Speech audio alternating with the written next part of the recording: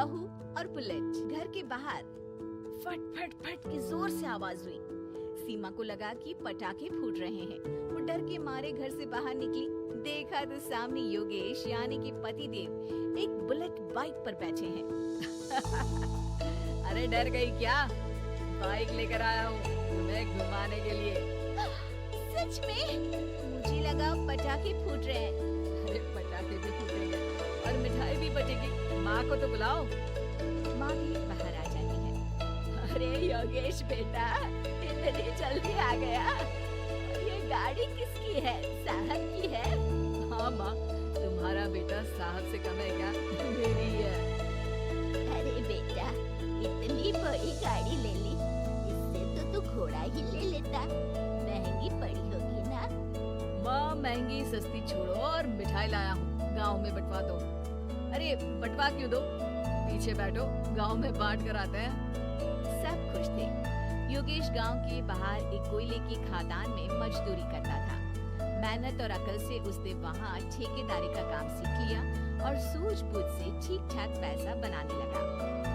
गांव में बात फैल गई कि योगेश के घर धमाका गाड़ी आई है। ऐसी गाड़ी पहले कभी किसी ने गांव में तो देखी नहीं थी। योगेश और माँ गाड़ी से वापस घर आ जाते हैं। बेटा, बाबूजी ऊपर से देख रहे होंगे और आशीर्वाद भी दे रहे होंगे तुझे। वो होते तो उनको भी घुमाता माँ। पूरे गांव में नाच नाच के मिठाई बांटते जाते, जैसे मैंने नाच नाच के बांटी थी जब वो अपने लिए एक साइकिल लेकर आए थे। बस बस, बाबूजी तो बात भी सुनाते कि फटफट वाली फटफटी ले आया। सीमा आगे कहते हैं, अपने लिए तो ये गाड़ी ले आए और मेरे लिए? अरे ये गाड़ी तुम्हारे लिए ही तो है। पक्का मेरे लिए है? अरे पक्का तुम्हारे लिए है। अगली सुबह जब योगेश सो रहा होता है तो उसे बाहर से गाड़ी की आवाज आती है। वो घबरा कर चिल्लाता है, चोर चोर, मेरी गाड़ी ले जा रहा है, चोर चोर। माँ भी जागती है और योगेश के साथ दरवाजे की तरफ भागती है। जैसे ही दोनों बाहर निकलते हैं तो देखते हैं कि सीमा गाड़ी चला रही है। अरे बहू, नाक कटवाओगी क्या? ये क्या कर रही हो? अरे गिर जाओगी, ये क्या कर रही हो तुम? सीमा गाड़ी को रोक कर कहती है, सारे गांव में घुमा लाई, कहीं नहीं गिरी। क्या?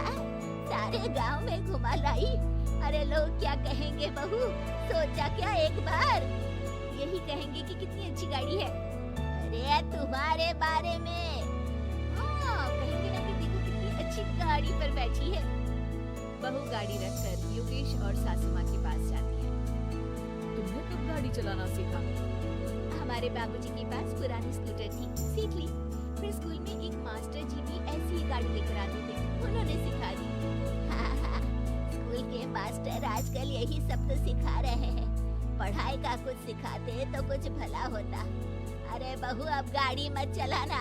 हमारे परिवार में कभी किसी औरत ने पीछे से आगे की सीट पे आने की हिम्मत नहीं की है। तुम भी मत करना, समझी? जी, समझ गई माँ जी। सीमा सास की बात सुनकर चुपचाप रसोई में जाकर उदास होकर खाना पकाने लगी है। सास सुबह सुबह मंदिर से पूजा करके लौट रही होती है। तभी उसे दो औरतें रोक लेती हैं और कहती हैं, अरे बहू को थोड़े अच्छे लक्षण भी सिखा दो। गाड़ी चलाने निकली थी, गांव की मर्यादा का कोई ख्याल नहीं है।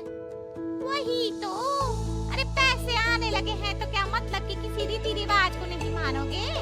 अरे समाज में रहना है तो समाज के ढंग से ही रहना पड़ता है।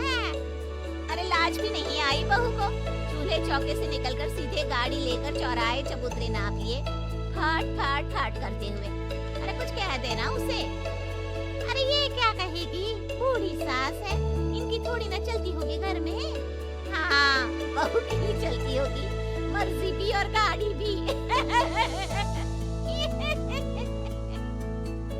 सास सब सुनकर घर आती है और बहू को चिल्ला के बुलाती है, अरे नाक कटवा दी सबके सामने गाड़ी चलाकर।